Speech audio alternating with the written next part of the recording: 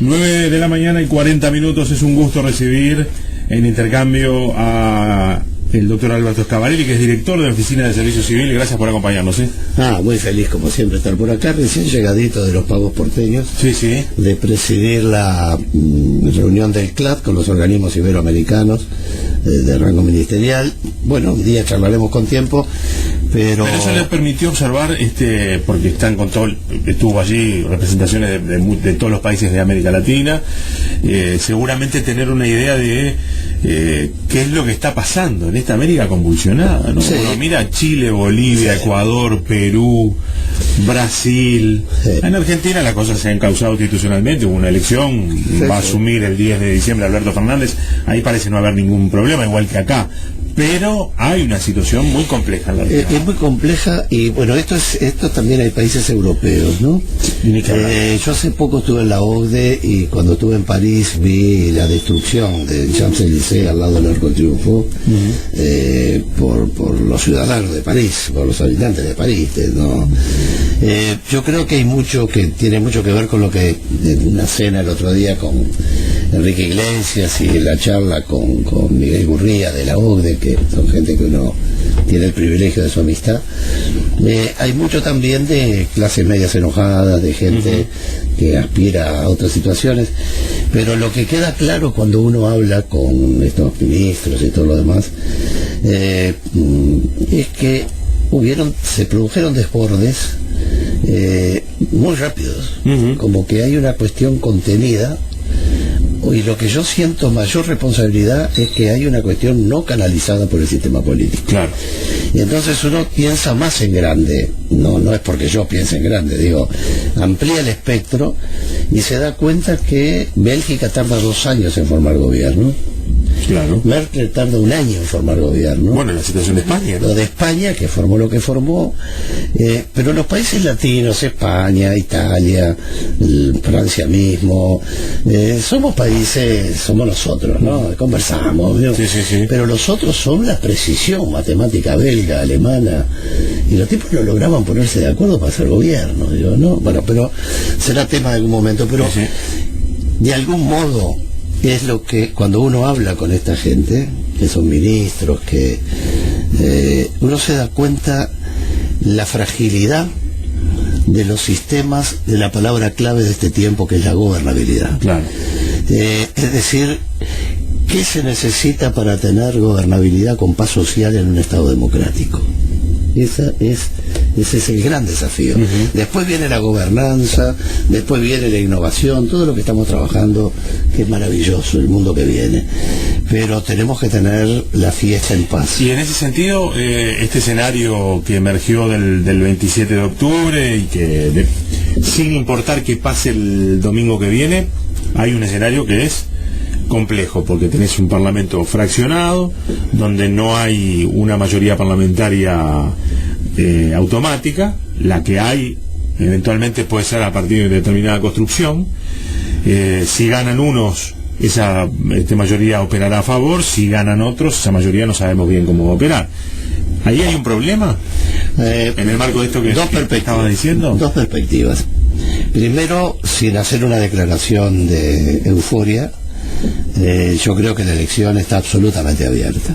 Entonces, vamos a hacer una especie, si a ustedes les parece, una especie de ensayo de hipótesis. Vamos a poner la hipótesis de que, como yo creo, va a ganar Daniel Martínez. Se va a encontrar con un parlamento fraccionado, pero con una bancada fuerte, que es la historia del país. Sí. Vamos a entenderlo. Es decir, la mayoría parlamentaria, si uno estudia desde la independencia del Uruguay para acá, solo las veces estas y un par de veces anteriores, sí, que no había balotaje, pero me refiero que había mayoría. Por lo tanto, yo fui 10 años legislador, y está claro, sin mayorías, lo que significa que es un proceso de construcción. Que cuidado, de pronto un voto se termina negociando a cambio de la subdirección de un hospital, ¿eh? Vamos a entendernos. Lo viví. No voy a dar nombres, pero lo viví, porque yo coordinaba esa actividad de la Cámara con el Poder Ejecutivo.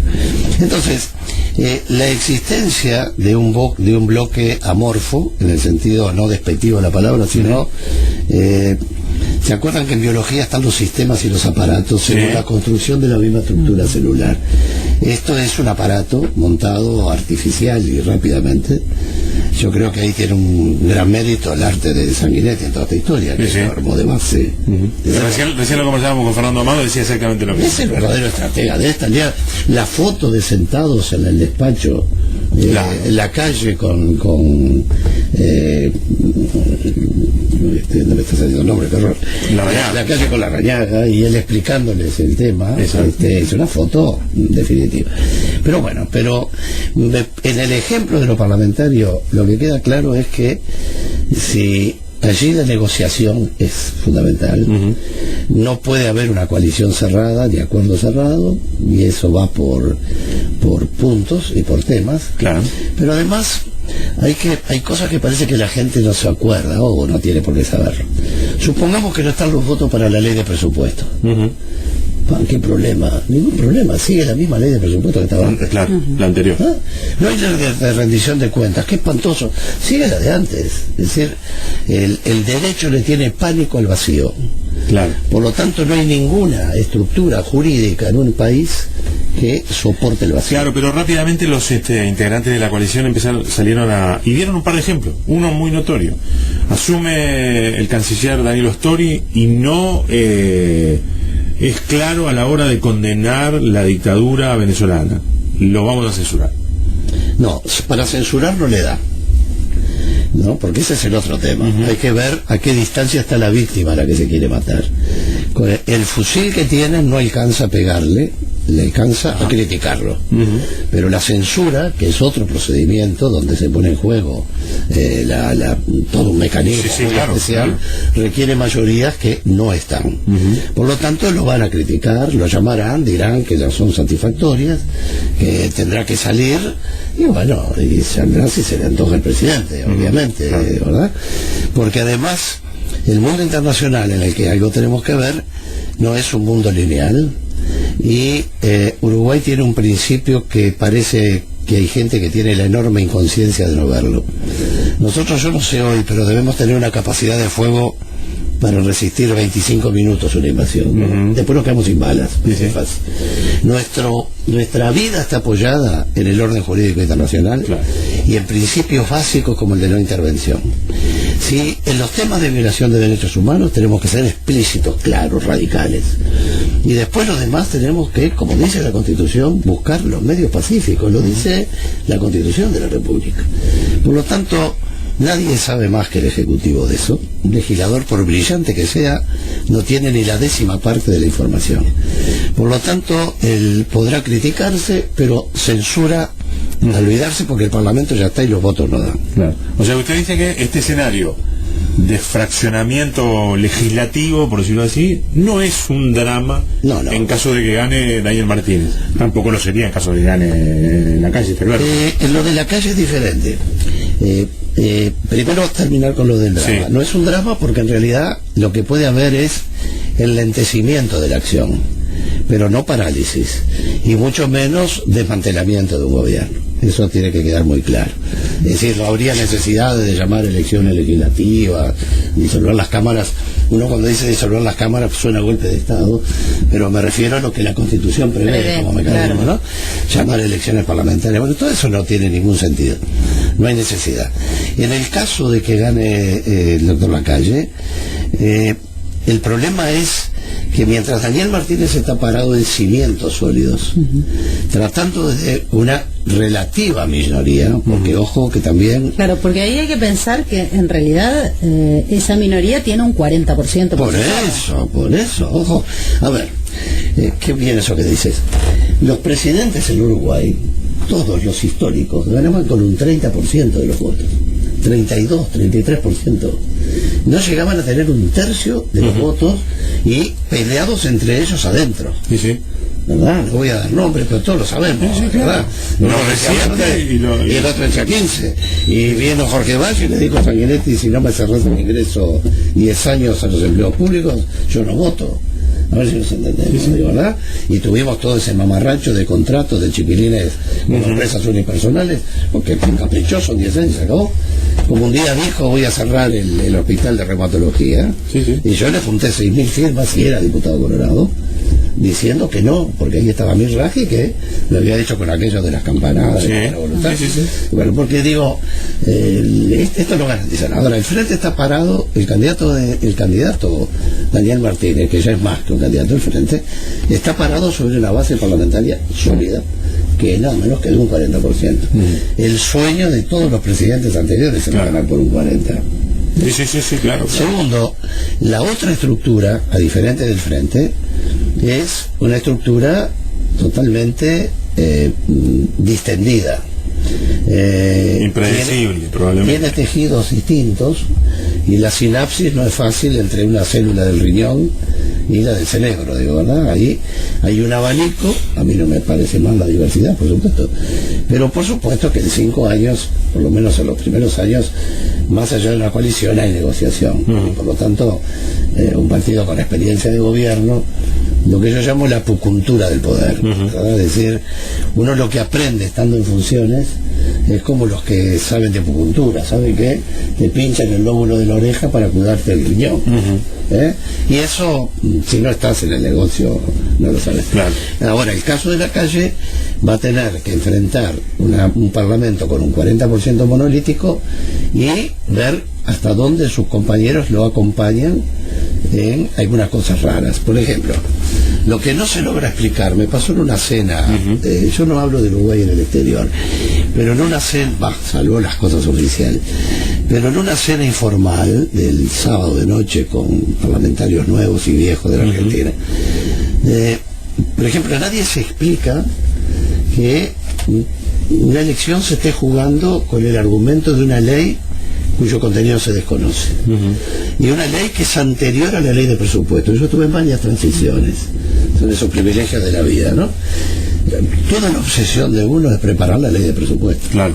Bueno, resulta que ahora no, la obsesión es una ley que no se sabe qué dice, pero y que no va a contener aspectos presupuestales, justamente, ¿no? Bueno, va a tener los estructurales, que son peores, pero es muy inteligente hacer eso. ¿Por qué? Porque es el momento que va a estar repartiendo los cargos en los entes autónomos. Por lo tanto, es el único momento que tiene los votos. Y si pasan los 90 días, se da por aprobada. Claro. Entonces, ahí puede pasar un elefante blanco, un elefante de Peñarol, o de Nacional, o de Defensores, que ustedes quieran. Lo que voy es, le pena que los otros cuadros que no nombré, yo también soy de Peñarol, pero hincha de honor de Rampla, cuidado, son. Pero a lo que quiero decir es que hay hechos que confiesan y desnudan las realidades. La ley de emergencia, ni bien se asume, que es un hecho inédito en el país, es desconocida, porque se tiene que hacer la campaña. Y un comentario al pasar. Debe ser la única campaña política de la historia, por lo menos que yo tenga presente en este cuadro tan rígido, en el que haya un candidato sin pasado, que atacarlo es demasiado remoto porque son 20 años atrás, y de su partido, y que el candidato del partido de gobierno esté trabajando más como defensor de la gestión hecha que de la propuesta de lo que viene. Es decir, ¿qué quiero decir con esto? Es que allí Daniel Martínez tuvo la hidalguía de ponerse al hombro la explicación de lo hecho con un gobierno que ha obtenido los indicadores internacionales que son únicos, nos tratan con un respeto afuera que uno queda acalambrado, no puede entender la gente que pata. Entonces, ¿y uno podría decir por qué cree que entonces el Frente Amplio está en esta situación? Es decir, que peligra la posibilidad de un cuarto gobierno, teniendo en cuenta esto que usted está diciendo. Bueno, el país ha mejorado, los indicadores vistos desde afuera son una especie, Uruguay es una especie de maravilla ahí en el marco de la región. Bueno, sin embargo, hubo 200.000 personas que decidieron esta vez no, que habían votado la vez pasada, que decidieron no votarlo. Parece mucho. Porque esto me parece que es medio parecido a las relaciones de amor, ¿no? Es decir, el éxito de la cena amorosa con velas de hace una semana no garantiza el amor de la semana que viene. Yo creo que lo importante es que tengamos el tiempo y la oportunidad de mostrar cuál es el proyecto de futuro, que es lo que no ha habido, porque lo que ha habido es, nos han tratado de llevar, y en algunos casos caímos, en la defensa del todo lo hecho, que es muy importante, pero el gobierno tiene cómo explicar lo que ha hecho y mostrar lo que ha hecho. Me parece que como la apuesta humana siempre es el futuro, por algo como dice Mujica, tenemos solo 2 ojos y apuntan para adelante, yo creo que lo que está faltando es mostrar que somos la garantía de la paz social. Digo más, cuando hablábamos con los chilenos de este asunto, lo que queda claro que si el programa consiste en tocar valores que son la esencia del país, el hecho de tocar los consejos de salarios, terminar reducidos a establecer cuáles son efectivamente los sueldos mínimos, el salario básico mínimo, separar por empresa, dejando mucha gente a la intemperie, sin entrar a medidas macro y sin entrar de si viene el fondo o no viene el fondo. No nos olvidemos la experiencia de mi amigo Lacalle Padre, que hizo el convenio con Talvi trayendo al Fondo Monetario y nunca utilizando un peso, solo para utilizar la fórmula del Fondo Monetario. Claro. Entonces digo, a lo que voy, que es muy ilícito, cada cual hace lo que le parece, digo, después rinde cuenta, está todo legal, me refiero en eso. A lo que voy es que tocar ese tipo de situación va a generar un caos muy fuerte, y resulta que cuando uno habla... Esto no le gusta a la coalición cuando se habla de caos. Ahí está. Desde el Frente Amplio están intentando, y desde el gobierno, de generar miedo. Brillante. Yo estoy hablando con alguien y digo, mira que si tú juegas con cañitas voladoras en el dormitorio nos vamos a incendiar. Y entonces alguien viene y me dice, usted está generando miedo para que no disfrutemos la cañita voladora. No. Yo sería un irresponsable si no dijera que la estabilidad del país en cuanto a paz social, no estoy hablando de golpe de Estado, estoy hablando de paz social, del modelo de convivencia, que sale un ser querido al centro y uno sabe que vuelve salvo que tenga un accidente, pero alguno dirá, bueno, que lo rapiñen, pero no el hecho de que va a quedar en medio de una balacera o que va a quedar en medio de una situación de conflicto. Ahora, a mí la oposición no me puede decir lo que yo tengo que decir. Si yo sé que eso es mi convicción y sé que el riesgo puede estar, es más, es un hecho que un factor de poder como el sindical estaría traicionando su propia esencia si no sale a la defensa de lo que son los consejos de salarios abiertos como son, que hemos llegado hasta lo municipal. Ahora que hemos llegado a lo municipal, resulta que estamos dando marcha atrás. Yo integro el Consejo Superior de Salarios, es un fenómeno maravilloso. Y nos dicen que agitamos cucos. Bueno, está bien, sí señor, mire, si usted le puede llamar cuco, y yo digo cuál es mi preocupación, pero digo más. Yo a Luis, al candidato del presidente del partido, de presidencia del Partido Nacional, es un individuo que aprecio, lo conozco hace muchos años, y yo estoy preocupado por él, y él tendrá todo derecho a decir, vos quién sos para preocuparte, porque candidato ocupate del tuyo, pero yo quiero ver con la primera bala de goma, con el primer lastimado, con el primer mal gaseado, ¿qué va a pasar con esa gente que está apoyando? ¿Cuántos se van a quedar a pagar el precio de las imágenes en televisión de un rostro ensangrentado? Entonces, hay que reaccionar frente a eso, hay que tener mucho temple, y yo creo que ahí sí que estará una minoría, porque eso es si el sistema de apoyo no es el del 50% de los votos del Parlamento, del 54%, que sé cuánto llega, porque esos son votos que se disgregan rápidamente, porque nadie va a pagar el precio del error del vecino, ¿no? Ahí probablemente, en ese escenario, que esperemos que no ocurra, en ese escenario probablemente el socio que va a quedarse a bancar más sea Cabildo Abierto, ¿no? Bueno, pero le haría un flaco favor, porque yo creo que Cabildo Abierto, en una situación de conflicto, porque además yo presumo buena fe, está claro, porque si no uno no puede vivir, claro. Y por 2 razones muy sencillas. Cuando hay buena fe, uno tiene la esperanza de que las cosas cambien de idea. Ahora, si no hay buena fe, es causa perdida. Bien decía Ortega y Gasset, una frase que me parece maravillosa, yo soy muy orteguiano, ¿no? Y él decía que le tiene más miedo a un necio que a un perverso, porque los necios no descansan jamás. El que es necio todo el tiempo. Entonces, un tipo inteligente, que si no, no estaría en la posición en que está y logrado lo que logró, seguramente no se va a poner al hombro una campaña de represión que lo destruiría para toda su vida, de verdad. Es decir, capaz que sí, no sé, no lo puedo saber. Pero lo que está claro es que nadie... Yo administré una coalición, en el sentido, la coalición con Volonté y Sanguinetti, yo era prosecretario en ese tiempo, y tuve un diálogo entrelazado. Y bueno, y tengo claro lo difícil que es ese mantenimiento y el límite de exigibilidad que tiene un candidato, un presidente, a pedirle a sus socios, porque tampoco los puedes poner. Quiero dejar claro, a mí lo de los cucos no me preocupa, me preocupa mucho más la omisión de los peligros. Esto que usted está diciendo, usted es consciente que se van a enojar.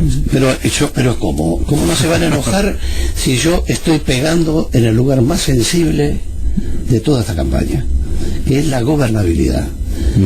La gobernabilidad es un espacio de convivencia democrática donde el país funciona y resuelve sus conflictos más severos, sin necesidad de salir a la calle a prender fuego las vidrieras.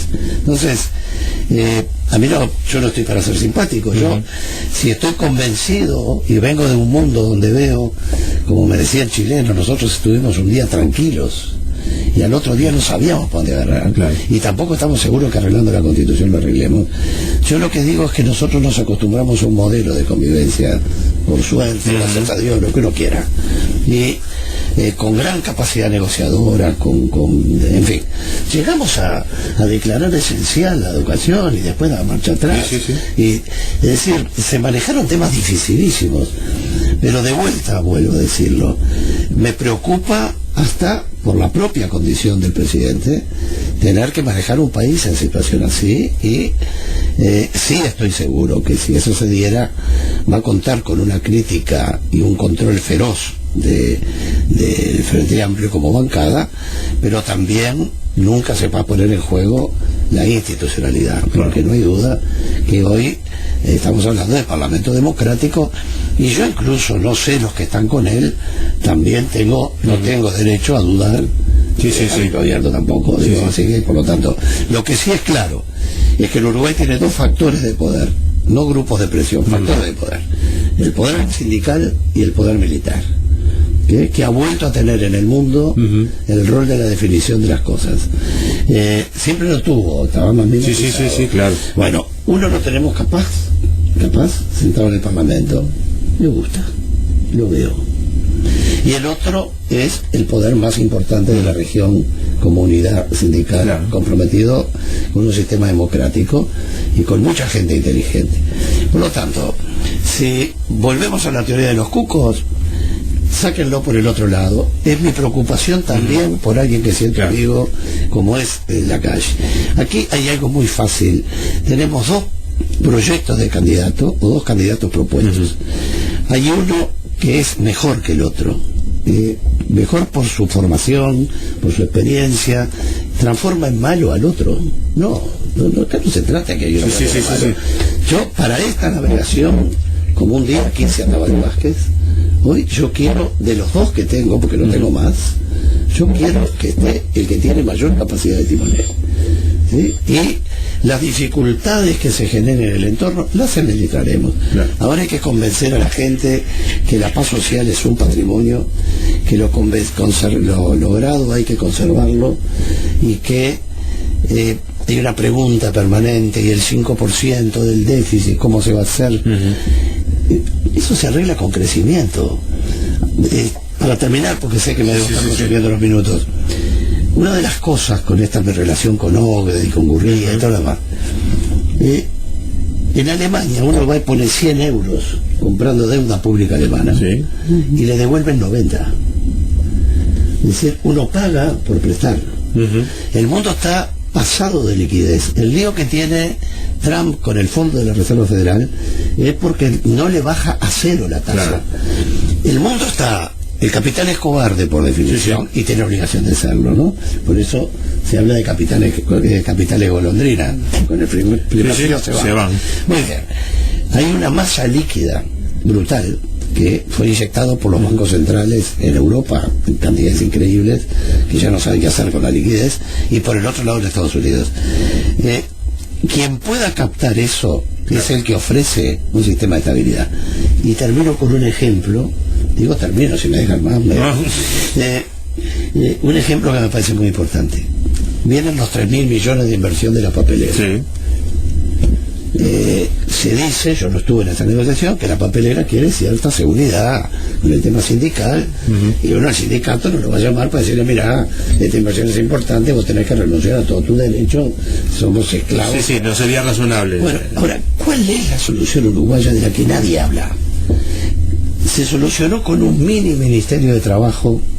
Dice que va a estar instalado. Va a estar pegado al lado. Va a estar pegado. Entonces, en lugar de tener... Los temas se resuelvan rápidamente. Es que uno tiene el extinguidor al lado, ¿verdad? Entonces, no es que viene la caravana con 700 empleados en ómnibus hasta Montevideo, y los empresarios vienen con 10 estudios jurídicos, y todo vallado. Sí. Y ya generaste un clima. Y mientras tanto se paró un día Entonces, yo como soy de los que creo que es más importante un cartel de puente roto antes del puente que el mejor centro traumatológico, el pie del puente roto, claro. El ejemplo que dio Uruguay sobre este modo de negociación requiere un solo requisito: la inteligencia de pensarlo, puede haberlo pensado mucha gente, pero la capacidad de poner de acuerdo a las partes, claro, con un sindicato que no renunció a ningún derecho tampoco. Se nos acabó el tiempo, pero como siempre un gusto recibirlo. No, para mí también, un gran placer. En cualquier momento volvemos. Yo soy una feliz víctima propiciatoria. El doctor Alberto Scavarelli nos acompañó en la mañana de Intercambio.